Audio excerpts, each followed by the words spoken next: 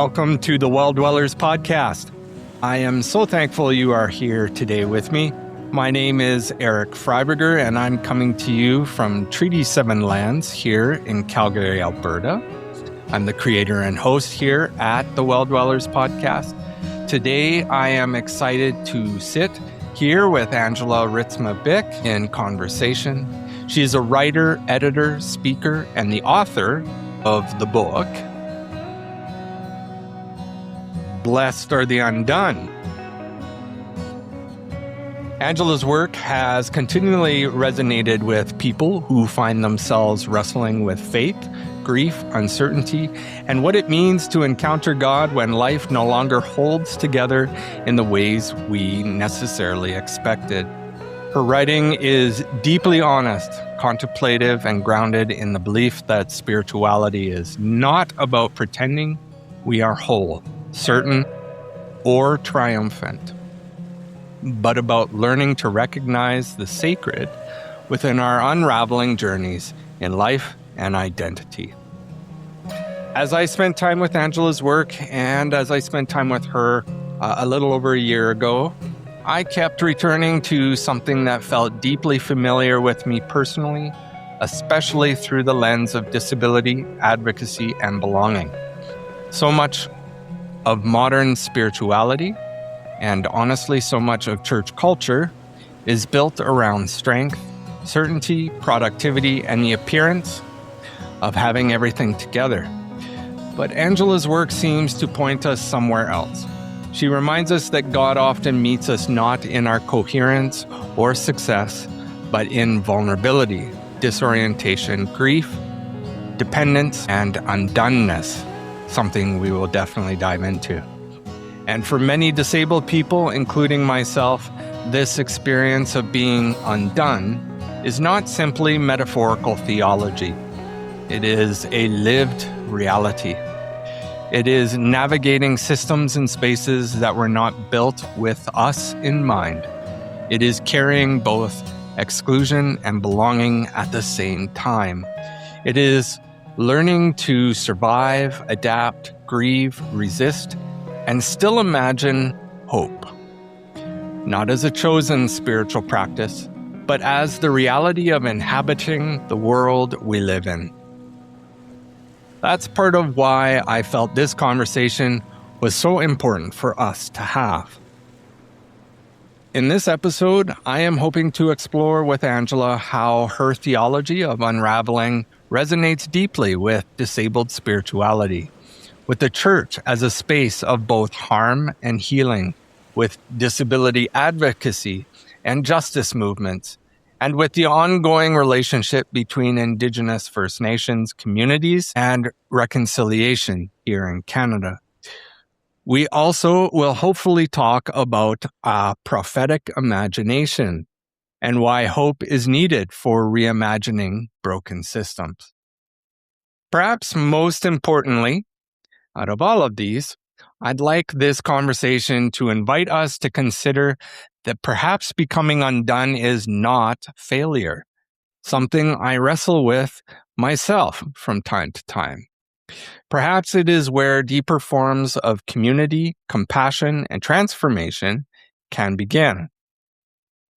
So wherever you are listening from today, whether you feel certain, exhausted, hopeful, grieving, or somewhere in the in-between, I hope this conversation gives you permission to breathe a little deeper into those places within yourself that are still becoming and desiring for more of an amazing adventure into discovering God in the midst of our being. It has been far too long, but welcome to the Well Dwellers podcast, Angela. I am really excited to have you here with me today. Thank you. And thank you for that lovely and thoughtful introduction. No, this is good. You know, I thought we would start with some fun questions. And I got to tell you, this is probably one of the most exciting intro fun questions I get to ask because it's right in line with some of my fun activities too. The book obviously shows that you have a deep passion for nature and getting into the outdoors, taking those backcountry adventures. What is one of the best outdoor adventures you've experienced and why?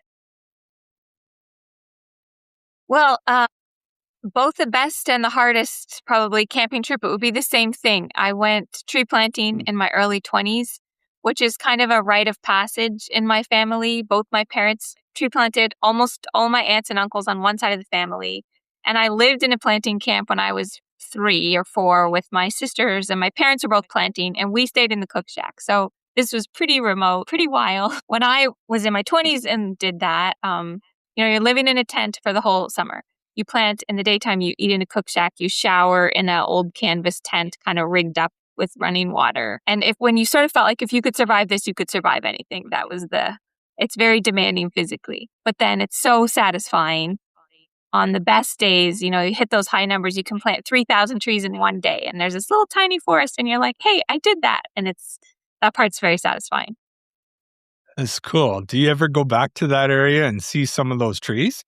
Yeah, we did actually. My husband and I drove up. There was one spot, it was about 3 hours north of Thunder Bay.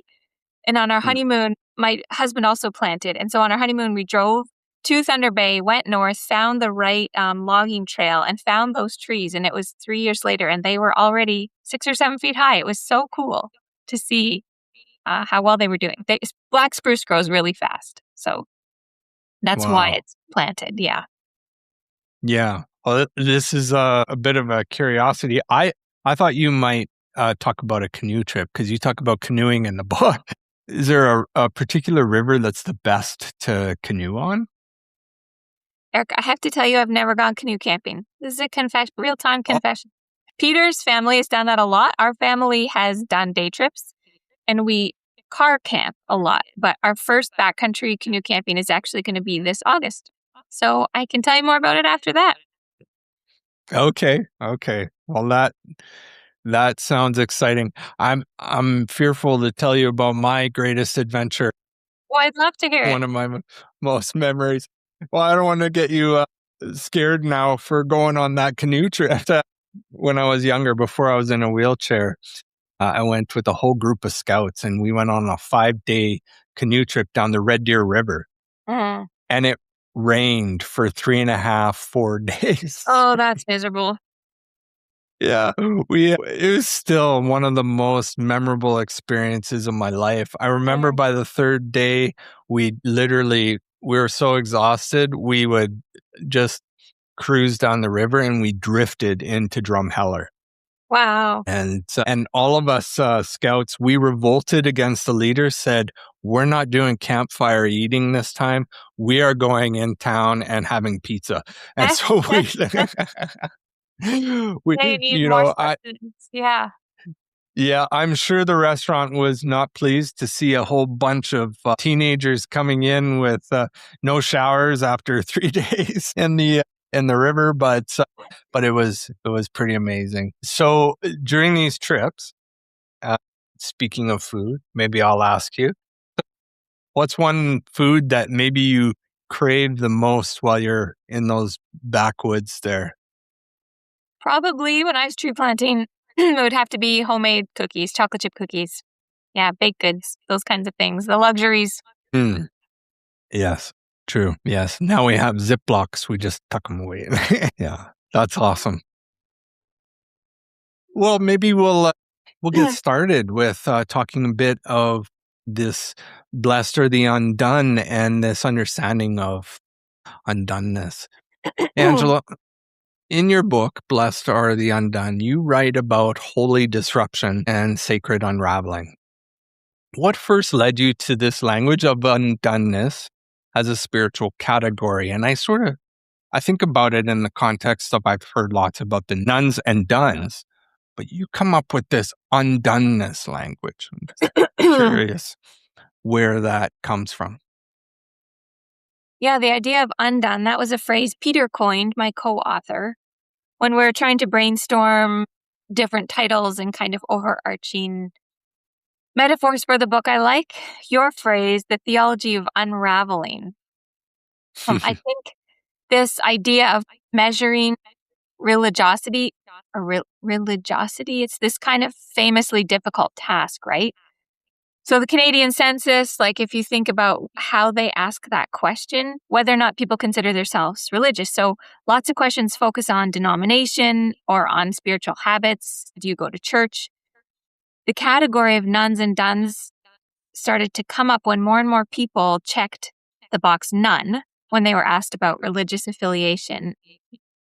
And then the duns was added in, people maybe who'd grown up going to church, but now they were done with it, that idea. Mm. I once looked at a copy of the census from 1901 and tried to count the list of denominations. There were over 100. That was 120 years ago when most Canadians would have said they were Christian. So then the question got more specific. It was broken down by denomination. Now the census, 2026 census, had about 200 options still under religious affiliation, but half were denominations, half are now other religions. And then at the very bottom, there's this category of no religion. So in 2020, we're down to about 10% of Canadians who self-identify as Christian. And as I said, the main measuring stick is just church attendance. But I think we need better ways to measure the faith of people who don't fit in the box of church attendance, right? Especially since that group has grown so much bigger. I think what Peter and I were struggling with as we were doing our research was just that we need more ways of understanding belief and behavior and belonging. We need a bigger language to talk about what kind of Christian people are and how they identify as. So we're trying to add to the, lexicon by coining this word undone. And the shortest definition of deconstruction is just faith undone. And it conveys that disillusion that somebody might have with the church or disappointment. You've lost ties with your faith community. You've lost something, but it's not necessarily the end of the story. That's the short version of our undone, what we mean by. Yeah. I think I really resonated and liked that because I always struggled with the idea of nuns and duns because I sort of think to myself, I don't think anyone really fits a nun's category.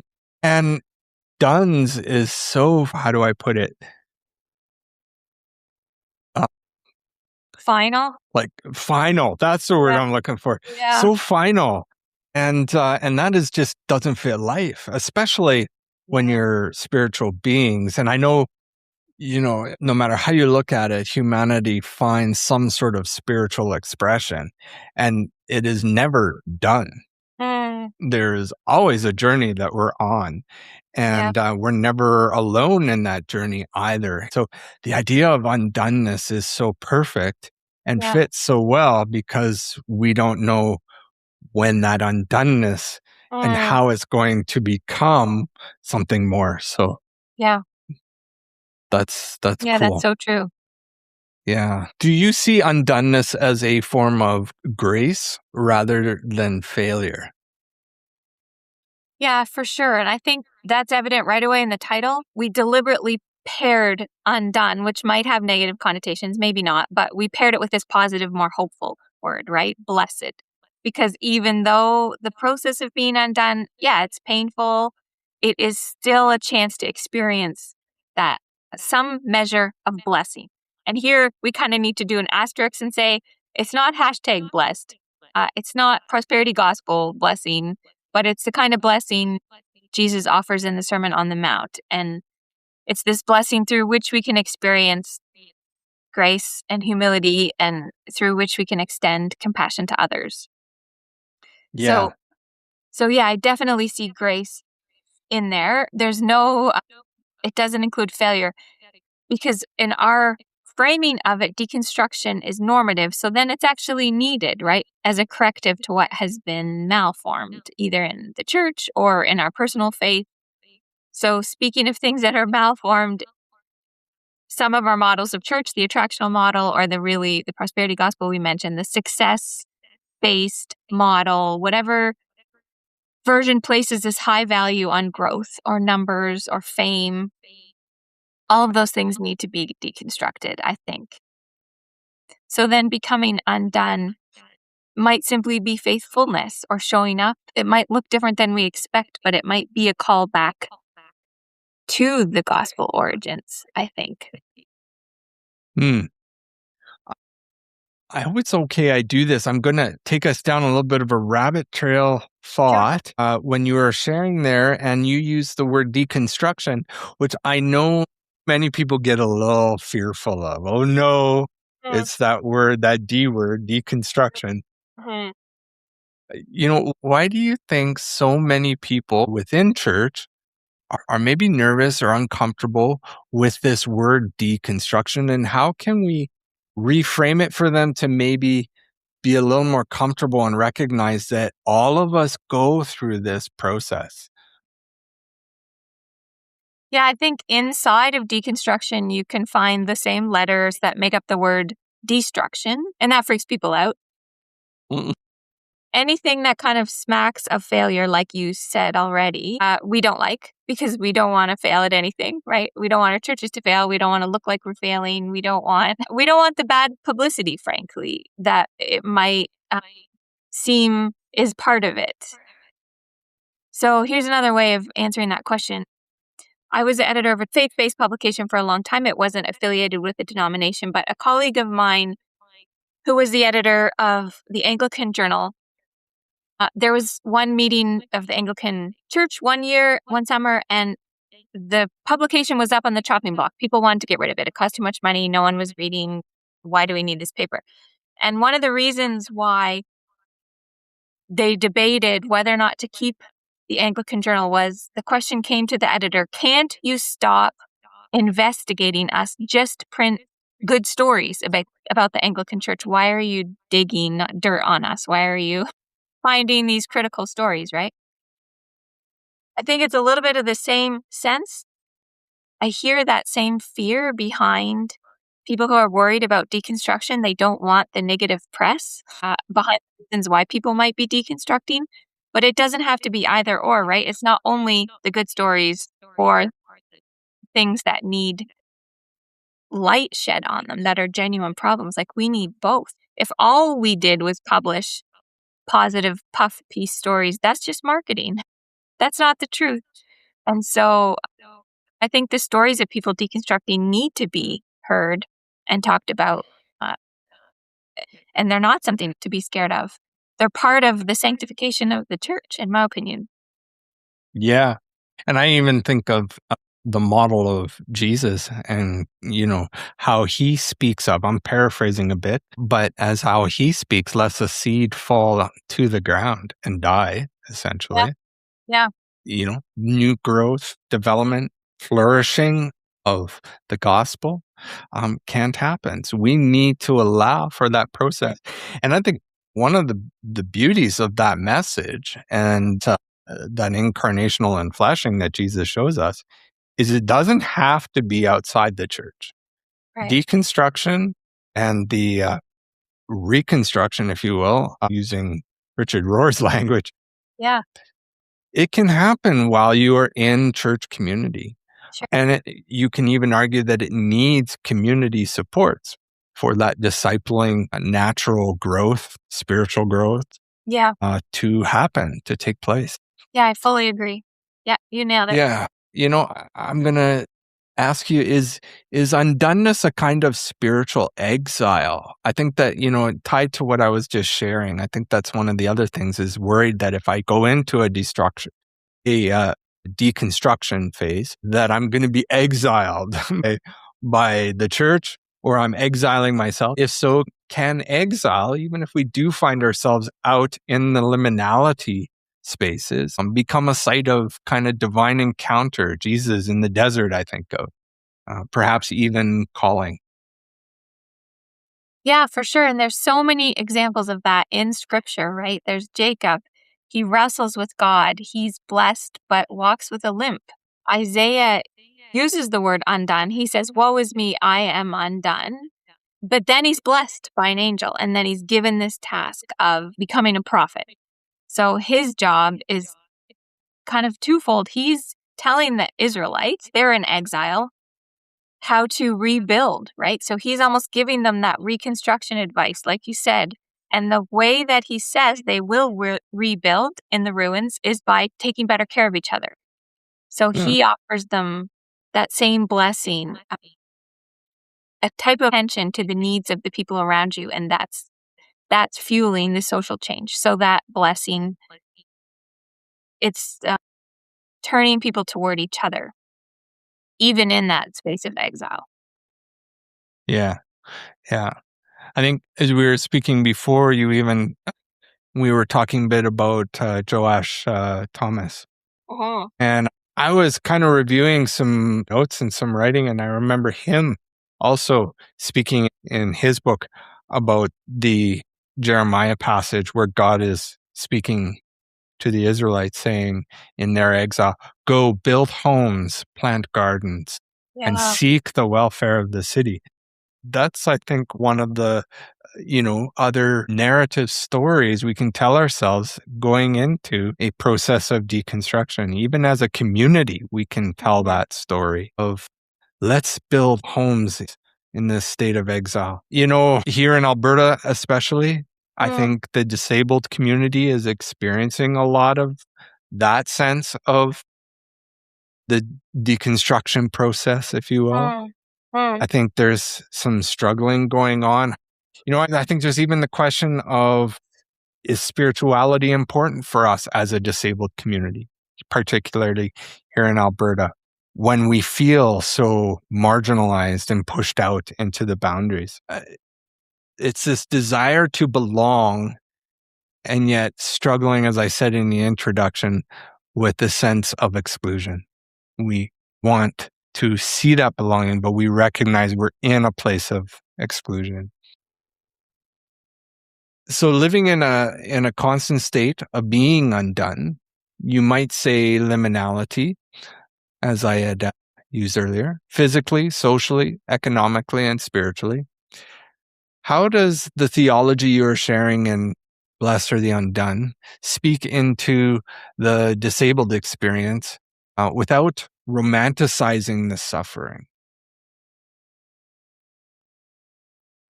Yeah, the most helpful distinction that I've found here is between a theology of suffering and a theology of the sufferer. So the first one, the theology of suffering, it tries to explain the suffering. And it's kind of merciless, and it's hunting down and trying to find the reason and making sense of the pain. And maybe it can't be made sense of in our fallen world that we live in. I think Job's friends have this theology of suffering. They are well-intentioned, but they're misguided and ultimately very unhelpful. All their theories, they do no good. If you hear somebody say everything happens for a reason or God won't give you more than you can handle, those are other modern examples of this unhelpful theology. But I think a theology of the sufferer is more comforting and closer to the way Christ acted. So here you kind of give up on the search for meaning and you focus on the closeness of God to the person who is suffering. So Christ came to earth, he suffered. With this lens, we can just sort of remind ourselves that God understands. He sees us in our suffering. He is with us. I think that gives a better opportunity for lament or anger. Those are appropriate. And even if you're arguing or lamenting, that like all of that still, you're beginning with the assumption that there is a God who's listening and cares about us. And to me, that's a more hopeful spot to start. Yeah. Perhaps that's a good place to ask, where do you see the church confusing healing with erasure when it comes to disability? I know in the book, you talk a bit about some of the faith healing experiences and some of the people you interviewed. How can some of those stories, and I know, I could see how they mirrored into some of the disabled life experiences. How can the church recognize how those kind of narratives become almost an erasure to those who are struggling with disability or poor health or chronic illness? Yeah, I think, are you remembering the story of Jessica, she apprehended a home invader and her leg was cut quite badly? Is that the story you're thinking of? I know I thought I remember a few stories in there, but Yeah. go ahead. Yeah. Yeah, she had a nerve severed and almost died, and was quite uh, um, affected by subsequent surgeries and unable to work, and just like very traumatized and physically altered by that encounter. And her church community at the time said things like, "Well, the shepherd sometimes breaks the sheep's legs to, increase their trust in him." Things like that. They're just similar to that. What you hear kind of Job's friends, like they're trying to make sense of it. They didn't know they didn't know what to say, but then they said unhelpful things. So they were ended up, her and her husband, moving to an Anglican community about a year after this attack. And in there, she found just this deeper and richer understanding of what had happened to her, and was able to kind of make sense of it and say, God didn't want this to happen to you. This was not God's will for your life. And then later was able to go to court and interact with the person who had invaded their home and attacked them, and offer forgiveness. And I'm not explaining this very well, but I think maybe that's what you're getting at. Yeah. Yeah. And I think one of the things I'm also thinking from those stories is there a sense of how undone perhaps becomes dangerous when it is imposed on a person rather than chosen. Because as I shared, I think we can go through those chosen deconstructions when we're within a church community and find support. But what are the dangers that maybe are not being seen by the church when that undoneness is imposed on a person like Jessica? Yeah, we sort of distinguish in the book between external factors and internal factors that might begin a deconstruction process. So sometimes they can just be these internal, you're wrestling with something mentally, there's cognitive dissonance, there's a theology that you're trying to understand or fit with something different that you learned or different that happened. Those can all be kind of invisible and internal. The external factors are, like you mentioned, it can be something that a person did not choose, something that happens to them. So, like the traumatic event of Jessica, or another example would be a child or anybody really experiencing abuse at the hands of a clergy or somebody in a church community. So, in the book, we had a couple of different visual categories for these. We didn't develop the illusion too far, but the guy on the front cover who's portaging to a new church community, we had other versions of him.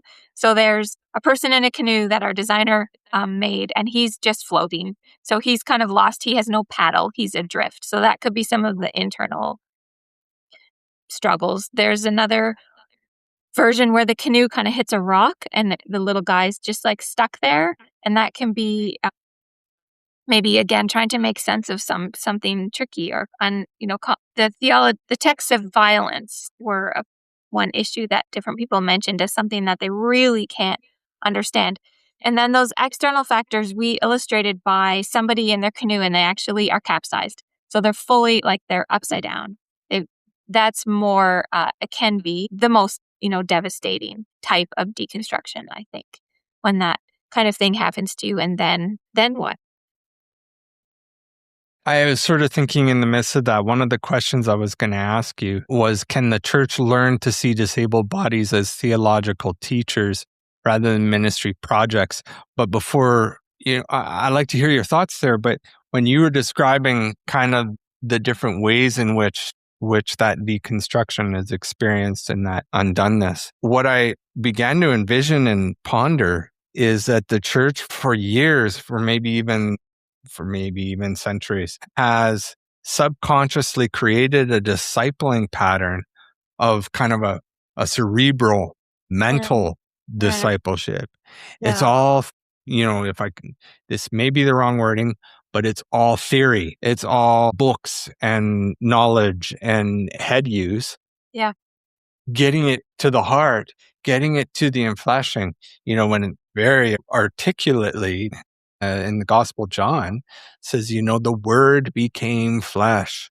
Yeah. Jesus embodied it. And I'm wondering how maybe the church has somehow fallen asleep to that idea that it's not just about being cerebral and in our heads with these deep thoughts, but how we are enfleshing this gospel, enfleshing this truth.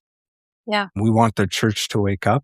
And for those that go through that undoneness, whether by choice or thrust into it by trauma, by life experience and altering, they're almost compelled into that, trying to see the gospel become flesh in their life. And they need community around them to help them do that. But there's also, as Job, or Jacob, as you said, there's those that wrestle. I know for myself, I took it on. I'm that guy. I will wrestle with God at the side of the river. Yeah, I know he's God, but I'll still wrestle. I'm ready. Yeah.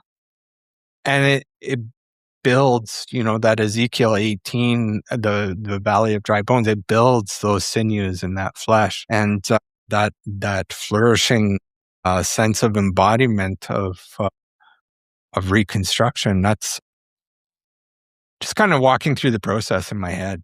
Yeah. But no, I think that's so important to articulate. If our belief and action don't line up, what is the value of our belief? It's meaningless. Yeah. I'm praying our church hears those words. Talking about putting flesh on the bones, some fancy words, ecclesial formation. I think that's something that we can look at. In missional circles, we talk about starting with Christology, moving into missiology, and the last is into the ecclesiology, the practices of church, of community. The things that we do that build connection between ourselves as a community, ourselves in our rooted lands, and ourselves with God. How do church systems create spiritual homelessness, maybe, while claiming spiritual hospitality, perhaps particularly with terms like special needs ministries or handicapped seating? Yeah, okay. I'm going to get your help to answer this question, I think, but I'll give it a go and then you should add to it. Yep. Okay. Yeah, I think those examples you just said, those are the gap between what churches claim they offer and what's really happening. And it's just picking up on such a specific aspect of who people are. So imagine, I was trying to think of corollaries to this. Imagine if we had signs in church that said okay, this pew is just for people who are colorblind, or this is for people who are left-handed. This Sunday is National Diabetes Awareness Week. I just think it's strange the things we choose to focus on. I read a book once where the argument was that we are all temporarily able. So if we live long enough, we will all experience what it's like to be disabled if we're lucky enough. So these days, these Sundays that purport to raise awareness, I think they're just stigmatizing one group within the membership. But you should chime in here. I think you're doing wonderful, but I think one of the things I often hear about is the referral system. You should go to that church down the street that has this wonderful community of disabled people. Instead of recognizing that when a church is placed in a neighborhood, the actual practice of rootedness is to see who your neighbors are. Right. So not program, not platform, not performance, but presence. The church leadership and the church community needs to learn and see where they are present and how their presence brings Jesus and the gospel to that neighborhood, including the 1 in 4 neighbors who are disabled. Yeah. Instead of just referring down to the next block. Yeah. Can I add one thing there? There's so many of the triggers that cause deconstruction. this is not in the book, but I've started talking about them more in my presentation since the book came out. Like, they all require similar postures as a response from the church. So the starting point, and it's the same response is, I think, called for with what you were just describing: repentance, awareness, education, and then ultimately restoration. Like, you can follow those same steps for almost any of the traumas or the internal debates that are happening for people causing their deconstruction. Yeah. Yeah. And I think also reframing accessibility with the understanding of church culture as opposed to church structure. We often, I see churches, they make the building wonderfully accessible, Right. but the visibility of disabled presence is not there or seen. In fact, sometimes I've seen how the accessibilizing of churches make the disabled even more invisible. As I was sharing with a friend before, we make all the accessible seats at the very front row of the congregation with a stage that is literally 2 feet over top of their heads. Yeah. And they're never seen, right? You don't see the disabled. Yeah. And so I think we need to make it accessible. Not only that, but make every activity of the church accessible. Yeah. We say Sunday mornings are absolutely accessible, but Yeah. men's retreats, women's retreats, community activities, oh, I'm sorry, they're not quite accessible, available. We'll see you on Sunday. Yeah. That's not a good culture of accessibility. Yeah. Yeah. After hearing many of the stories of the undone in your book, what is the difference between inclusion and belonging for you? Yeah, I had to think about that one for a while. As I understand it, I think inclusion gets at the policies and the procedures. So what's being done or what's being advertised as being done. But belonging is deeper, and it's that human level in terms of what it actually feels like. So the real, like, working out of that. So you asked about the stories of the undone. I think for the undone, it's kind of a mix of both of those experiences. We definitely talked with people who questioned their faith, or they called out leaders for different reasons, and then they got shunned, or they were made to feel like they were the problem because they pointed something out. So they were excluded, sometimes unintentionally, sometimes very deliberately. And the deliberate examples would be changing changing the form of subscription or the membership list, or making it something, there's votes, there's nominations for who's on council. So those could be the deliberate ways, but sometimes it's not that explicit. It could just, you feel more subtly unwelcome. You're not invited to things, or like you described, you can't get to the men's retreat. And all of that can affect your sense of belonging. So I thought of one example that relates to mental health. If you would agree that people with mental illnesses face some of the same stigmas and prejudice that the disabled community does. Can I make that assumption? So a family member of mine was in the hospital because of mental health challenges. And I was describing the diagnosis and this effect to a friend who was a pastor. And that person said about my family member, but he seemed like such a nice person.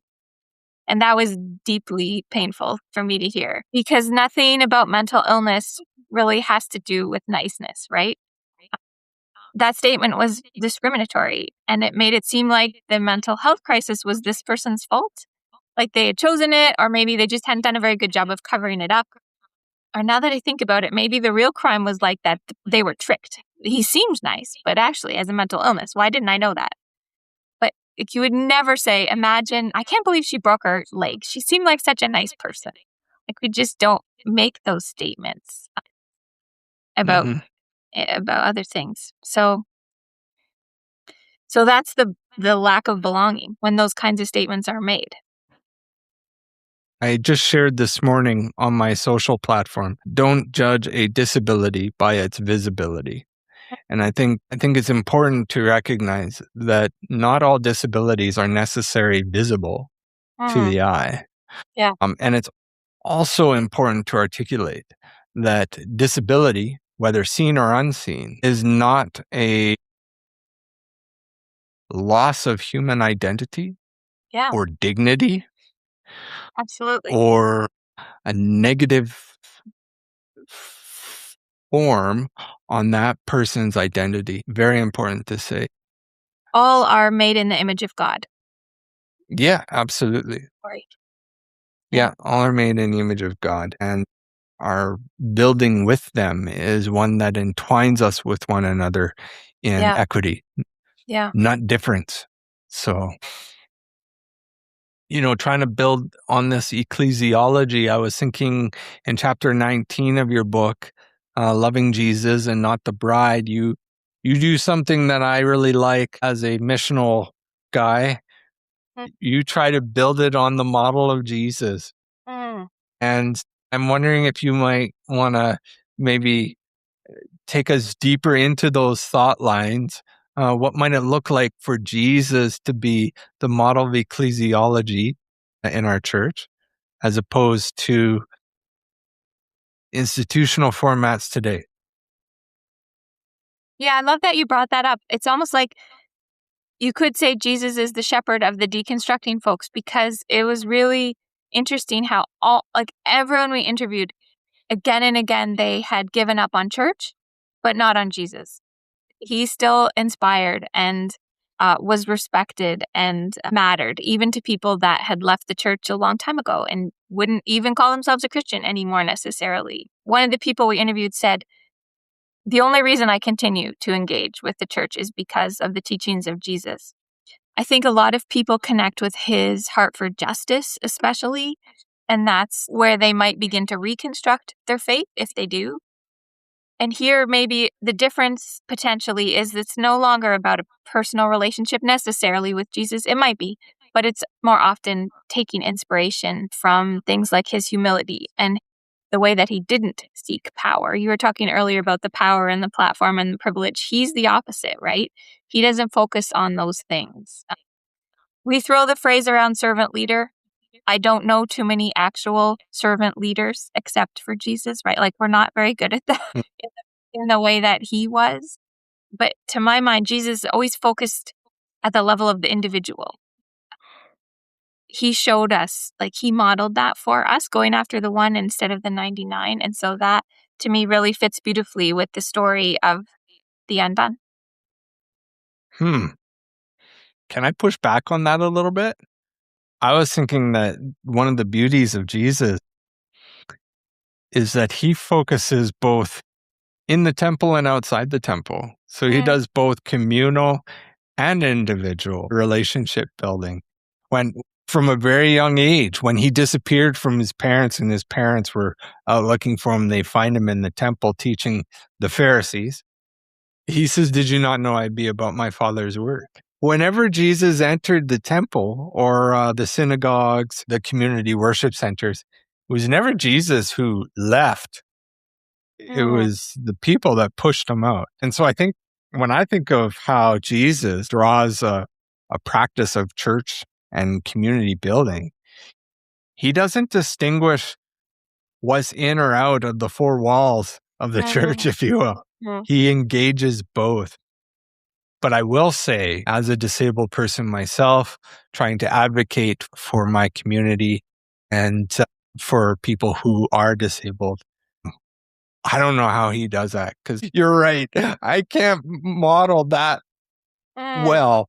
I can get frustrated, especially when I get confined into those four walls and feeling the resistance of them. I don't know how he did it with such love in his heart. I'll just say that. No, thank you. Yeah, You made my answer better. That's really well said. Yeah, you're right. I It's don't know. both. Yeah. Hmm. Maybe we'll talk a bit about advocacy and justice, that kind of prophetic work. I know you spoke of this before, but as both an editor and social justice advocate, how do you hold contemplation and activism together without collapsing one into the other? Because it's easy to get lost in one over the other.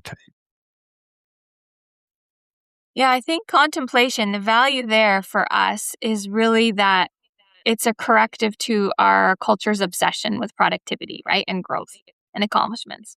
So if we're able to be contemplative, then we can remind ourselves God's love doesn't hinge on anything we do or don't do. As we said earlier, we are all worthy, image bearers of God. The end. So we can't win or lose that worthiness based on what we do or what our bodies do or can't do. The world, it doesn't matter. It doesn't hinge on us. It doesn't run because of us. I'm taking a course right now through the Institute for Christian Studies on the contemplative practice, so I have to give them credit for this. I just read this recently, a short piece called Sabbath by Abraham Joshua Heschel, and he says, the higher goal of spiritual living is not to amass a wealth of information, but to face sacred moments. So amazingly, he said that in 1951. And talk about amassing a wealth of information now, right? That's what most of us spend our lives doing. If not information, things, right? And he talks about we're focused on things, but the Sabbath and God's invitation to be contemplative is to focus on time and to make that holy instead of things in space. So I think that kind of right sizes us. We follow this urge to put ourselves at the center of everything. I think contemplation can take that and kind of just be that corrective. But then activism has a role too, because if you follow the news, if you are a compassionate, listening person, then you have some awareness of problems in the world. And it's important to try to address those and solve them. So I think we need both these sides of our personality. God gives us kind of this 6-to-1 ratio in terms of the days of the week. But like holy agitation, waving some signs, some protest energy, like those are all important things too. In between sacred, quiet moments. It's a tricky balancing act. I don't think I have it perfectly, but I can see the value in both for sure. Yeah, I think it would be important too to frame that activism in a expression of love too. It's easy for, I won't name any names, but for churches to create protest signs and join the cause of their particular bias. Yeah. But we need to keep that servant heart forward first. Yeah. And that contemplative Jesus is the direction and the embodiment of this, not my church, not my theology or my institution. That in mind, something I've been really questioning, and I know I spoke with Joash about a few weeks ago. How does disabled spiritual formation shape public resistance? And in conjunction with that, who is responsible for fostering a disabled spiritual formation? These are such good questions. And how does it challenge? What did you say? How does it shape public resistance? Is that what you asked? Yeah. How does it shape and form kind of public resistance and our practices of it? Yeah, well, if you think about the fact that you're questioning, these conversations are kind of questioning the current systems of power, which you could just say are the status quo, right? So in the church, maybe what are the systems of power? Well, who's in the pulpit? What theology is? Maybe sometimes the space, like you talked about the architecture. But what if churches were not lagging behind? Let's talk about the space here. Sometimes, is it true that churches are kind of grandfathered in with accessibility codes because it's too hard to change like an older building? I think some are, but I also think that can be,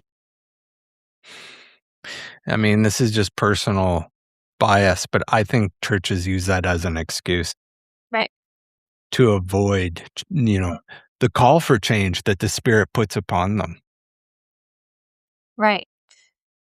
Yeah, I think so too. Or they say it's too expensive, right? But I think those changes actually aren't that difficult. It just requires the same things like repentance, awareness, education, and listening to the voices of the people that it affects. So those are the prophetic critiques of the systems. You asked about disabled spiritual formation. I think that's the responsibility of the church and the church leaders. It would just be the same as any kind of faith formation. And the same pastoral care would be needed, right? Not just physical needs, but emotional, spiritual, everything. The same invitations to grow in faith, the same invitations to join leadership. I think all of that would be a kind of public resistance. Yeah. I want to add a bit to that. I think it's important for the leadership of the church and the community to not only teach about disabled spirituality, but to learn as well, to grow, and not defer it off to, oh, well, that's only for the disabled people. Yeah. There's a recognition that the disabled presence in our community is one that brings wholeness and the fullness of our community. To segregate it off doesn't allow for it to have the power that it's given by the Spirit to speak to what it means to be in relationship with God and with the land around us. And in conjunction, I know we could say that this has to be done in partnership. Some might resist saying, well, let's just let the disabled people teach disabled spirituality. This is not a healthy or proper framework. It's important for us to learn and grow together. That's that equity part, so that we both learn and teach at the same time in partnership. So leadership of the church is responsible, but also the empowerment of disabled leadership to come alongside other leadership and disciple the community. I think that's important. Yeah. I know it was a few weeks ago, I think my friend Mike Hogtert and you and others were part of the Nate's gathering that took place recently. So I know also a little over a year ago when we were talking, you gave me some great thoughts into how the reconciliation process with the Indigenous people of Canada kind of speaks into the disabled finding reconciliation with church and community.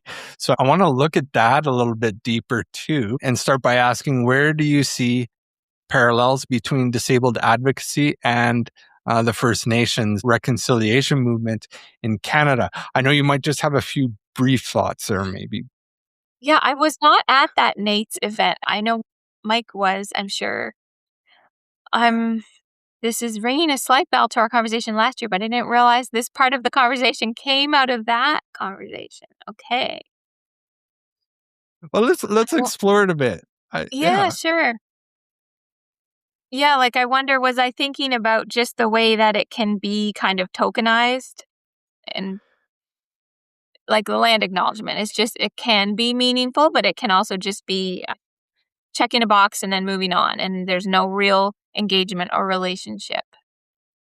Yeah. Are those some of the parallels? I think those were some of the parallels you mentioned, but also you talked a bit about the power of storytelling. And I know you talk about this in your book too.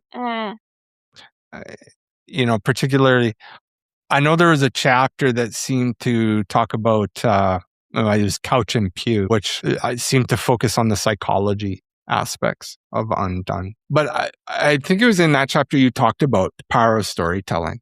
And how that is being done with the reconciliation process here in Canada with the Indigenous.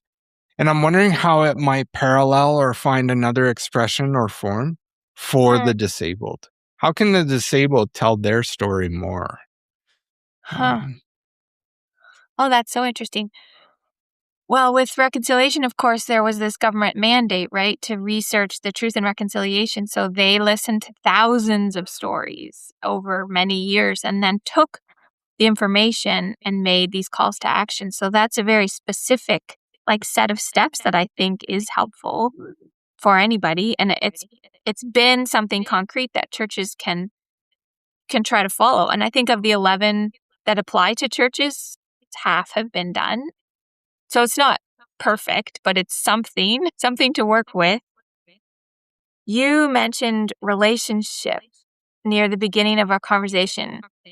And that reminds me of Jody Sparger's book, Mend, one of New Leaf's more recent books. Have you had a chance to read that one yet? I know of it. I haven't read it yet. She tells this beautiful story of a church she pastored in downtown Vancouver where there were a lot of First Nations families attending the church, mostly kids. And then she was teaching Sunday school and she started noticing that kids were disappearing. So they would come for a little while and then they'd be gone, and in quite high numbers. And so she would ask other kids, where's so-and-so? And they would say, oh, he's in foster. And so many of these Indigenous kids were being moved around a lot, and they weren't with their families, and they weren't staying long enough to, be a regular member of the Sunday school. So her church made this deliberate decision to come alongside some of these Indigenous families and help them in the social work in different stages, go to court, answer the phone call when a social worker called, and help the families in the ways they needed to, just to become more stable places so that their own kids were not taken away and put into foster care. So she tells the story of one First Nations woman who hadn't set foot in church her whole life because of grandparents who had been in residential school. But she came to church in order to say thank you for helping our family keep our kids, essentially. And so to me, this illustrates like the core of what is needed, which is really a relationship. It's the day-to-day, it's the life, it's the phone call in the middle of the night, and the very practical, small, concrete ways that we can help each other. I want to ask you in this part too. You have this part on Jesus therapy in Couch and Pew, and you write, "We believe that in Jesus all things hold together," which means he can be found in therapy too. Although it's a stretch in this context, one of the titles subscribed to him is Wonderful Counselor. As seen in the conversations with Nicodemus, the woman at the well, and the paralyzed man at the pool. Of course, that caught my eye, right? Yeah. Throughout my life and after my spinal cord injury with becoming disabled in a wheelchair, therapy and psychology has been a deep part of my life. So I wonder if you could tell us a little bit more about what you're saying here. Yeah, well, this chapter was included because every single person we interviewed mentioned therapy and the need for it in processing what had happened to them. So that's significant, right? Somebody said, therapy saved me. It seemed to be part of the trail that everybody took in one way or another. And so initially, we called this chapter, which right now it's Couch and Pew. Initially, we called it Couch or Pew. But then we realized that was unhelpful in setting up this false dichotomy, even though it did sort of sometimes feel like people are leaving the church for the counselor's office. But it really doesn't. That similar to what we're saying at the very beginning about undone isn't the end of the story. That's unhelpful. We don't need that dichotomy. We don't need to choose between religion and psychology. They can work together, right, for the whole health of a person, spiritual and mental. So I think that Christ can be found in the services of a trained psychiatrist. Whether or not that person uses religious language, it doesn't matter, through their care or their compassion or the search for healing. So if you think of Jesus and the woman at the well, Jesus just began by listening. I think listening can be its own ministry. And that's really all we're getting at with that chapter. Yeah. And seeking therapy. Actually, one of the thoughts I had was maybe that's one of the ways the church can act with advocacy and activism is making therapy more accessible, affordable, and available for disabled people and the rest of the community, recognizing the significant importance it has in a person's undoneness and the way they reconstruct and the journey they walk forward with Jesus. Yeah, you're right. Part of the case for churches to respond better to allegations of abuse is to provide automatic funding for victims of abuse so that they can seek therapy, because it is expensive. Abuse or trauma. Or I should say abuse and trauma. Yes. Yeah, absolutely. Yeah. One of the things that is significant discussion amongst those, particularly with disabled people, and I think of the work of my friend Heather Morgan, is embodiment, and how embodiment impacts our identity and our understanding of belonging. How does undoneness confront the myth of the normal body and the ideal Christian? I guess the simplest answer is just because being undone is the opposite of shiny. It's gritty. It's faith that's really been through the ringer. It does not look good anymore. So normal and ideal, like, we make all these assumptions around those words, and they're mostly based on marketing. They're not accurate to the wide range of human experience and embodiment. So if we can begin there and we are honest about that, it takes the pressure off everybody. It should actually be a big relief that there is no, I would argue, there is no ideal Christian or perfect faith. Yeah. Nor embodiment of the gospel and the ways that it finds expression. I think Jesus coming back from the cross with scars in his hands and feet, a wound in his side that he tells Thomas to put his hands in. That's a pretty dirty, grimy picture to envision. And yet this is the expression of what the gospel comes in. This is the embodiment of it. Yeah. And the church needs to see this more. I love the way that I came up with these words. So I got to ask this question.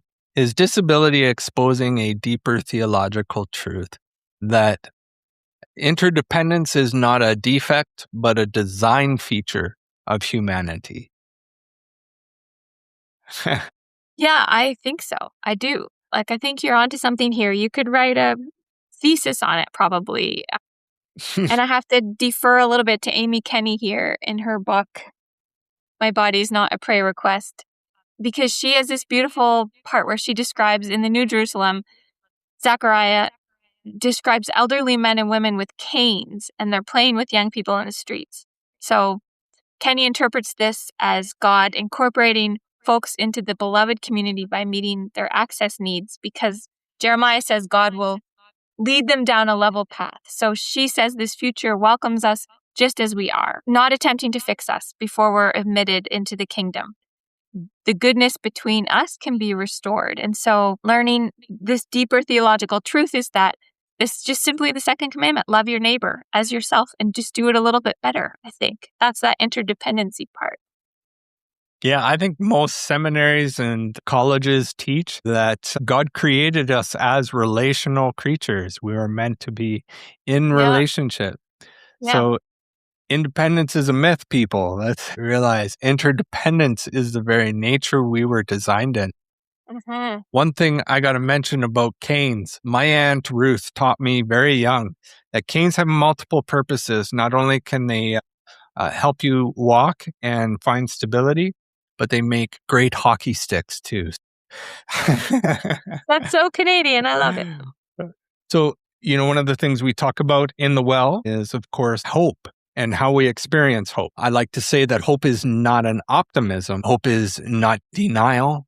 Hope is not positivity. Hope is the courage to remain human in inhuman systems.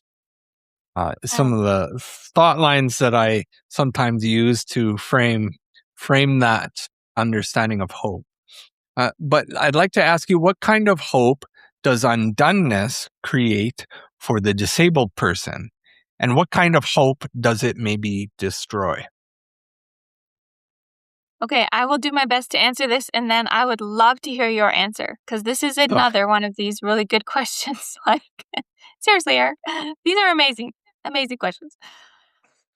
Yeah, I had to think about this one for a minute, too. The hope it might create, this idea of undoneness, and I sincerely believe that there are more people on the margins or in the wilderness than it might seem at first. And I think that is so true. Many, many people are carrying around wounds of some kind. often inflicted by fellow Christians. The disabled community could be the experts here in bringing some of those disparate people together.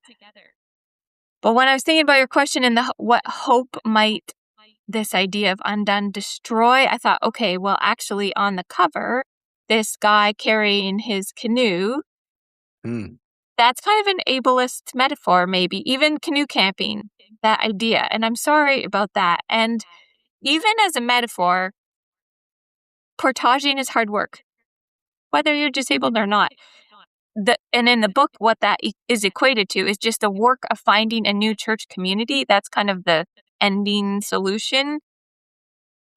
That's really hard. It doesn't happen quickly or easily, and it might not always be possible.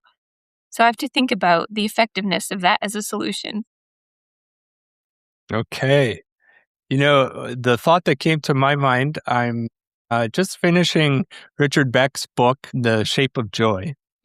And he's talking a bit toward the end about transcendent hope and transcendent joy. And he uses this imagery, which is what's the word? The image can be one of two things. I can't think of the term. Anyways, you can either see it as a duck or you can see it as a rabbit. Okay. And so if you see it as a duck, it's a negative. It's, all hope is lost. There's nothing here for life, nothing for meaning. Or you see it as a rabbit, and it becomes something that catapults you into newness of thought, into reconstruction of a life that is full of joy and experience. But I was sort of thinking about that when you were describing the canoe and carrying the canoe. Can it be an ableist image? It could be. But what if we reframe that as someone who's carrying a cross? A cross can be a duck or it can be a rabbit. Something that transcends and takes you into the newness of a life that is full of God's glory, presence, love, compassion, joy.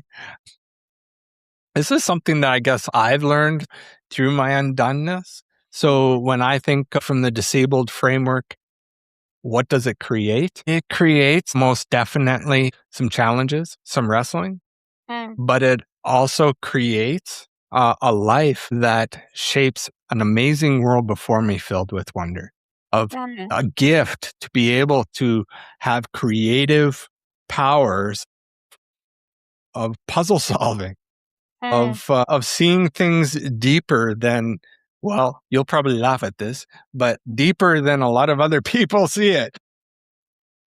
For sure. And experiencing the gospel in a much more enfleshed way, an embodied way, than maybe the average person might, if you will. The person that has not experienced the traumas that I have. Trauma has become a strength builder in me and not just a diminishment. And I think, what does it destroy? It destroys, in some sense, you can say it destroyed my sense of invincibility. But this was a good thing. This was a good thing to recognize I'm a finite being. It destroyed my sense of independence, which is also a good thing because I recognize the strength and power of interdependence. It destroyed my sense of seeking perfection, knowing that in the imperfect is where I find Jesus, is where I find God, where I find the life that doesn't put the demands on me that perfectionism does. Yeah. So that's where hope, I think, becomes the rabbit that takes me down the trail, down new holes of adventure and life. So we started this conversation about adventure. I think it's great that we draw into that a little bit. Before I get into an adventurous question, though, I do want to ask you, because you hinted at it earlier. It's been a few years now since Blessed or the Undone has been out. And I'd like to ask you, is there anything that you might have done differently in the book? And has anything changed since you first put those thoughts on paper or hit those keys on the keypad? Yeah, before I answer that, I just want to say thank you for your answer to that last question. That was really beautiful. And I love what you said. It reminded me of there's a acronym like PTSD, but it has to do with resilience. And I can't think of the letters, but it's something like post-traumatic resilience or growth, which sounds a little bit like what you're describing. Yeah, that resonates with me. Has anything changed or would I do it differently? When I reread the book now, I think, oh man, yeah, we could have explained this a little bit better or made this flow more, but it was really an ambitious topic from the start. It kind of has these tangents in lots of directions that different people have picked up on, different sections. I think for the most part, we pulled it together okay. Has anything changed since the book came out? I mean, yes, I am a member of the Christian Reformed denomination, and we're at the tail end of this, years-long debate about whether or not it's sinful to be gay or to act on that. That has frankly split the church since we started.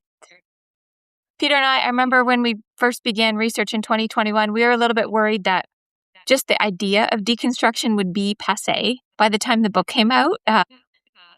But actually, it's just as relevant as ever. We have people in their 20s, people in their 70s. They have said things like, I felt like I was reading my life story.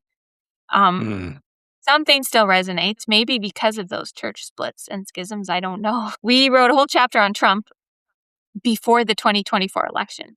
So unfortunately, that chapter is just as relevant as ever. I wish it was not. And the other thing that's kind of changed is there's this new fear actually of the word deconstruction. So rather than becoming passé, it's almost grown in power, but in a negative way, which I did not expect. And I think that's because, again, of this fear and the culture war language. But I think it just shows that the debate around what is deconstruction, that's not over yet. And the role it has in the future of the church isn't over yet either. So, yeah, we'll see. Well, as we shared earlier, deconstruction is inevitable for any organization, church, community, or person. It's how we're willing to navigate that with one another and in our own footsteps forward. So I hope that the words you shared today are heard by the many leaders out there, to not be afraid of deconstruction, not to be fearful of culture change and the change of your faith, the change of spirituality. Let's be honest. The Christian church, the Jewish community, nation, the history of human spirituality has never, ever not gone without change in history. Yeah. This is not the same Christian church today that we were in 2,000 years ago. Yeah. So let's not try and be that church still. Yeah, let's see true. let's see where the Spirit's going. Let's go into that adventure. What is an adventure you have always wanted to take, but have not yet gone on? Oh, I would love to hike the cliffs in Ireland. I just think it's so beautiful. And I love their accents. It would be a delight to be there. I know my pastor, James Payton, would be very pleased to hear that. That's great. Yes, beautiful scenes there. I've seen lots of pictures. I'll say growing up, this isn't a very Christian movie, people, but Highlander was one of my favorite cult classic movies when I was young. And part of my love for them and passion was the scenery, the beautiful scenery. So that would be a great adventure. I will ask. Did you have any questions for me? What do you think is the biggest takeaway from Blessed Are the Undone in relation to the disabled community that maybe churches could learn from? I think one of the biggest things that I hope my listeners and the disabled community can hear and understand is we need to expand our imaginations around your writing in Blessed is the Undone as being metaphorical and hearing the story of the disabled community in that undoneness. There is, My library is growing, and I didn't start in the stream of disabled theology. I started in missional theology, community development, pastoral works, But what I learned to do and found was to see how all of that language and all of that learning and spiritual work metaphorically spoke into my life as a disabled person.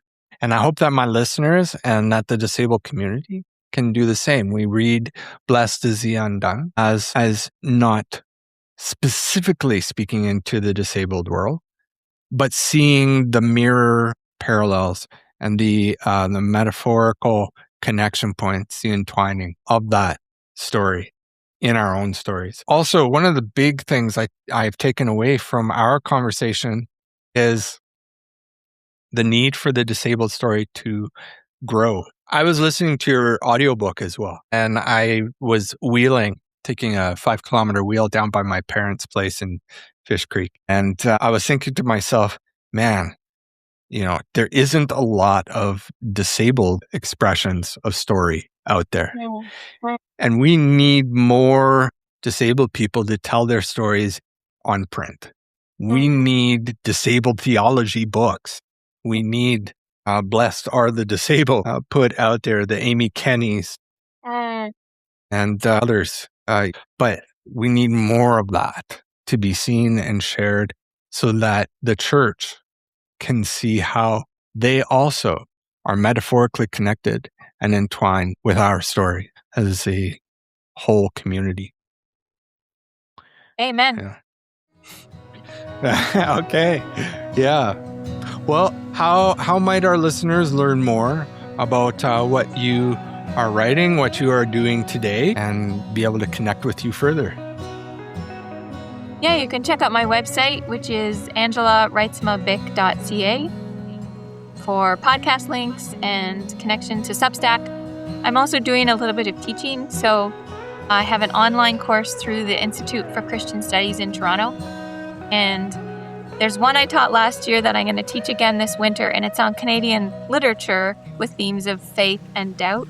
And so this is open to anybody. It's not just graduate students, it's lifelong learners. So we had people from all over North America.